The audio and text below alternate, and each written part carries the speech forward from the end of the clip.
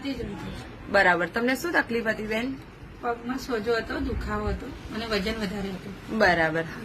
સોજો પગમાં વધારે હતો હા. અને દુખાવા આખા શરીરમાં હતા આખા શરીરમાં અને વજન જો વજન વધુ હતું. પહેલી વસ્તુ વજન હા, વધારે હતું. એનાથી વધારે કેટલું હતું વજન તમારું? 112. 112 કિલો હતું.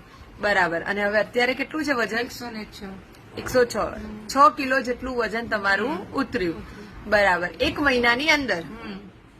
1 મહિનો એક થયો. મહિનાની અંદર બરાબર. હવે તમને શરીરમાં કેવું લાગે છે? સ્ફૂર્તિ લાગે છે શરીરમાં, કંઈક કામ કરવાનું મન થાય. પહેલા તો કામ કરવાનું મને નહોતું થતું, દુખાવો જ રહ્યા કરતો હતો. હવે થોડી પ્રોબ્લેમ ઓછી થઈ 1 મહિનાની અંદર.